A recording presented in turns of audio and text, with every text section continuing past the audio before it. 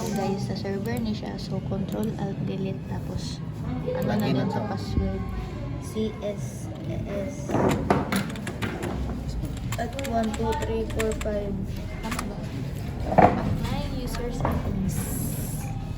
So karon is mag-configure na ta. Hindi mo scope part. Mag-configure. Wala ko server, ano na pag pinisco pa. Okay, so karon is mag-configure ta og scope and configure po ta sa DNS.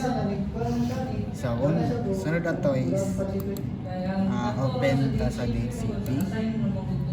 Right click ni siya. Then DHCP manager.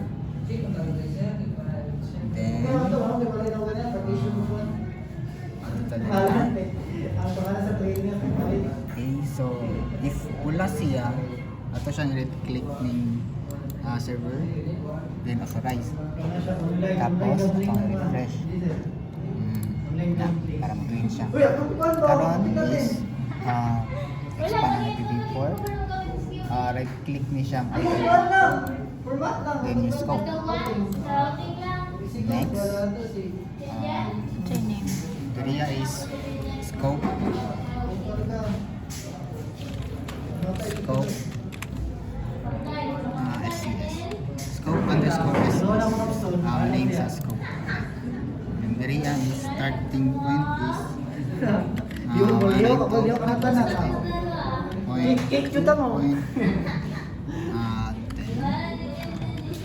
then sa endpoint is 192.2.254.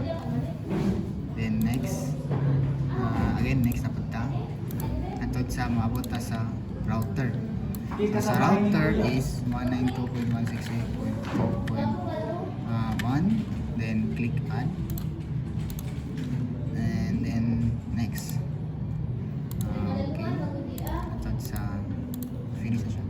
Okay, so mo siya sa scope and then atod na punta sa DNS. Then server, right click DNS manager. Then click na to na yung DNS.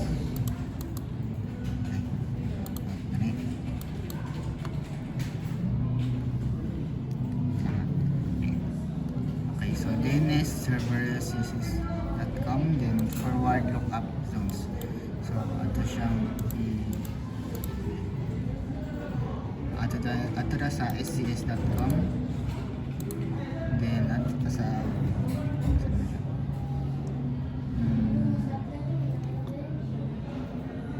label video update. Wait. Okay, create ito ang server, right click, then properties, and then update as pointer PTR, apply. Then dali na punta sa reverse lookup zones. Dali is mag-new zone ta. Next until sa network ID. Network ID is una 192.168.2. Next. And again, what about the balik? Tapos network ID again. Area is 127.0. Pila ka network ID ang buhaton? Duha na siya. So, ano na siya? Una is 192.168.2, then ang isa is 127.0.0. So, this time sa atatadari sa 192, right click, then properties.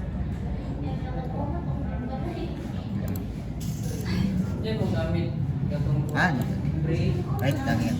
Sa 192, right click, then new point or PTR. Okay. Then kaning host ID IP address nangaga na to siya o 5. Then ang host name na to is press na to siya. Click na to ning record type sa mga to pod records. Then i-open na to ni kanipod. Okay, sunod ko. And then kaning pinaka-host server.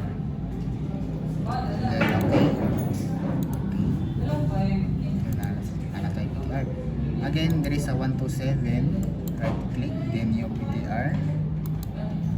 Then diri is atong idungag is 1.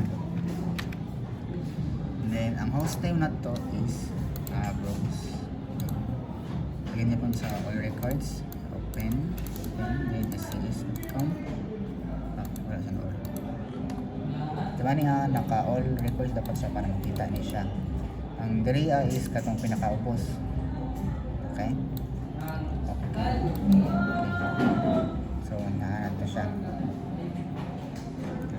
Okay natin. Ito siya sa next configuration.